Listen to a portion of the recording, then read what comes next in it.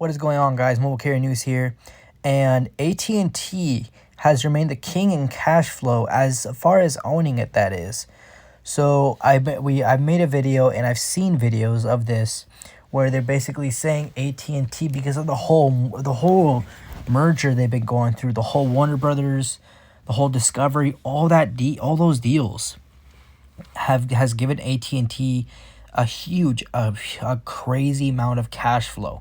Like, I'm talking a lot of money. Either millions or 1 billion. They have so much cash in hand that they can invest that into their 5G network. And what's even kind of funny about this article, as you can read down there, people are saying, going forward, because of this whole long-term cash AT&T has, that AT&T stock would be a good investment in return. It's honestly kind of funny. I mean, like, yeah, I guess in the long term, if you have like over 10,000 shares, yeah, maybe if you have like 50,000 share, yeah, it's worth it in the long run. Don't get me wrong, but that's just their perspective. Now, AT&T owning so much cash flow, they have. I'm literally thinking, instead of them investing $30 billion, why can't they invest $50 billion like Verizon can? Now, am I saying AT&T doesn't have the money to invest like that? No, they do have the money to invest like that. But I think AT&T is being more smart played about it. I think AT&T knows that, one, they can clear off a lot of debt.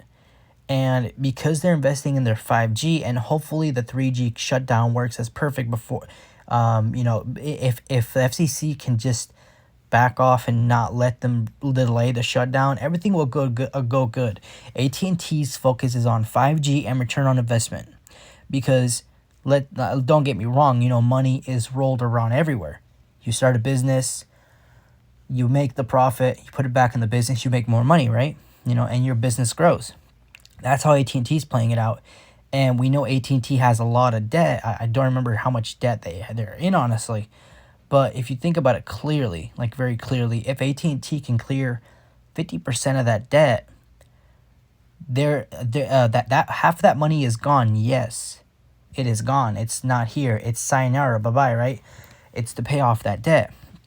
But the good thing about that is, if they pay off half of that and they invest the other half of the money more into their business, and they make even more profit and, revenue stream, if they make even more than anticipated, which is honestly a good thing, AT&T can honestly clear out their debt. Now, we know I honestly think 30 billion. I think, no, sorry, not 30. Yeah, 30 billion.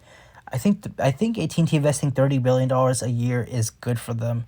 I'm not quite. I know they have a lot of cash flow on them. They really do, but they're being very smart about it. Yes, AT&T can go to 50 billion, but AT&T is probably thinking, you know what, that's a little above our spending limit, because I'm pretty sure every company has a spending limit. They don't want to just dry up all the money and just go broke. That's honestly always possible with the company. I just started thinking about that. That is crazy news. Dang, I didn't know that. So, yeah, AT&T does not. They want to invest. Smart on this. I have not heard any news of AT&T lowering their capex. I know Verizon's going to lower their capex in the future. T-Mobile's going to lower their capex, but AT&T begs the question for me. Like, I have not heard of AT&T lowering capex. Like, maybe I didn't research that. That's what I was thinking. I honestly don't know if they don't lower capex. In the next coming years, say 5 years, that's gonna be insane. I will give an applause to AT&T for not lowering capex. That means AT&T is willing to go above and beyond, and I don't want to say going broke, because AT&T is a $1 billion company. I don't think they can go broke. I believe that's very risky, but that's a smart idea.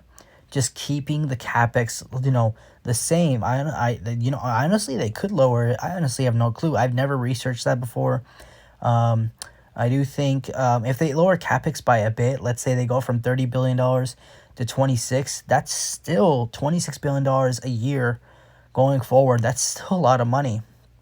I don't think AT&T wants to be left behind because they are the second largest carrier in the United States.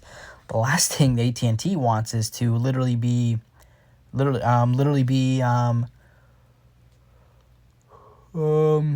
literally be like in third place, and T-Mobile to, you know, crossing them over. I don't think AT&T wants that. AT&T wants to, you know, wants to stay the second largest carrier. Yes, AT&T could be the first largest carrier, but the question is, can they keep that consistency? Can they keep it?